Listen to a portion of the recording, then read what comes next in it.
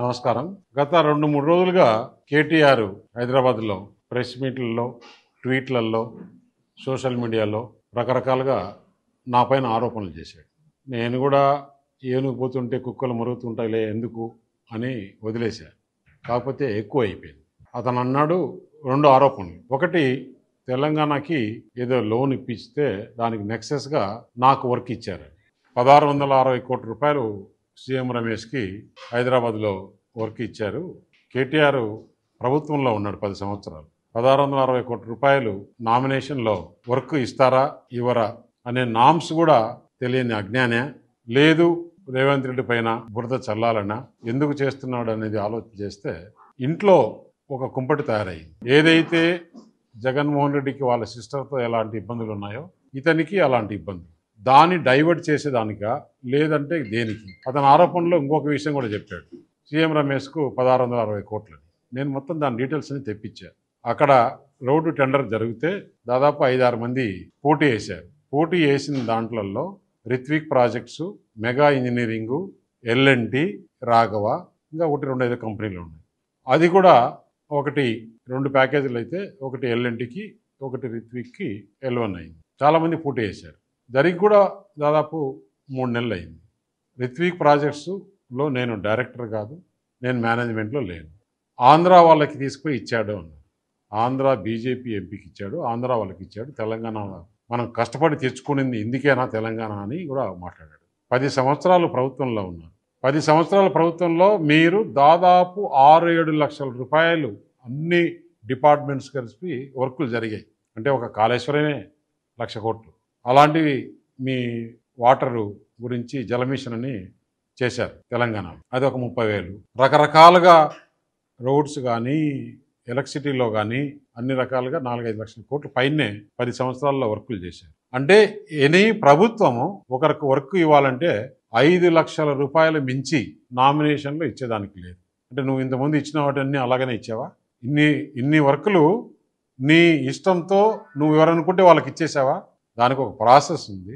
టెండర్లు పిలుస్తారు. ఎవరు తక్కువ కోడ్ చేస్తే వారికి ఇచ్చే ఆ మాత్రం జ్ఞానం కూడా లేకుండా నాకు రేవంత్ రెడ్డి తెలంగాణ ముఖ్యమంత్రి స్నేహితుడని నాకు వర్క్ ఇచ్చినారని చెప్పేదానికి అయింది కదా. మరి మీరు ప్రభుత్వంలో ఉన్నప్పుడు ఇదే రిత్విక్ ప్రాజెక్ట్స్ తుపాకులు కూడా 2,000 కోట్ల రూపాయలు పనిచేసింది. అప్పుడు మీరు ఇచ్చారా? ఏం మాట్లాడుతున్నావు? ఎందుకు మాట్లాడుతున్నావు?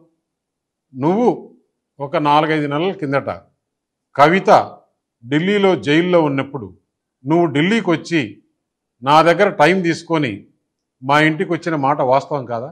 ఇంట్లో సీసీ కెమెరాలు ఉన్నాయి, నేను తీసి మీడియాకి ఇస్తా. నువ్వు ప్రెస్ మీట్ పెట్టి దీనికి సమాధానం చెప్పు. మా ఇంటికి వచ్చి ఏం మాట్లాడినారు?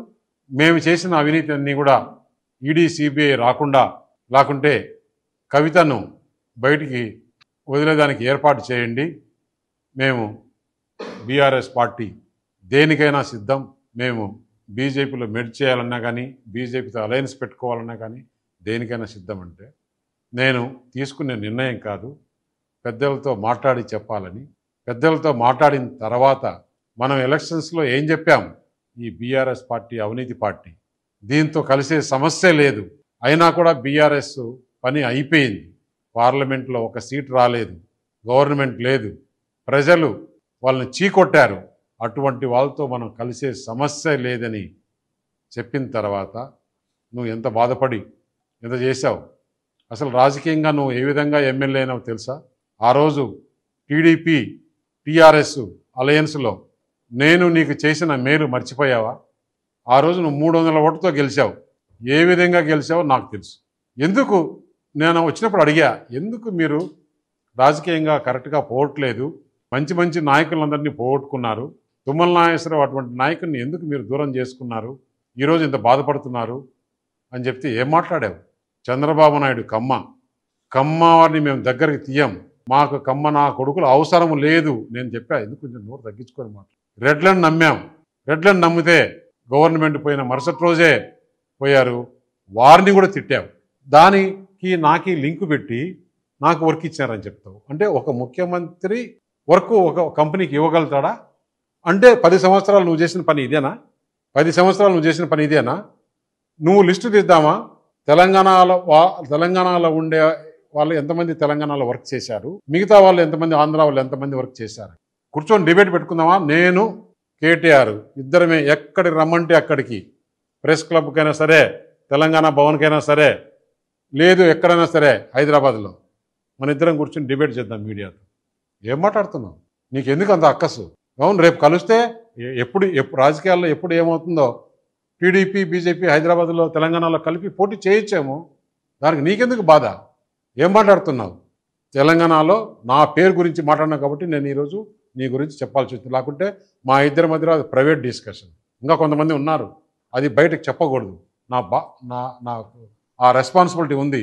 నువ్వు ఈరోజు మాట్లాడి అంటే ఏ రోజు నువ్వు ఎలాగైనా మాట్లాడుతున్నావు అంటే నేను చూస్తూ ఊరుకుండేవాడిని కాదు. అనవసరంగా నువ్వు మాట్లాడుతున్నావు. దీనికి మీడియాకి, తెలంగాణ ప్రజలకి, ఈ దేశ ప్రజలకి సమాధానం చెప్పాలి కేటీఆర్ అని చెప్తాను.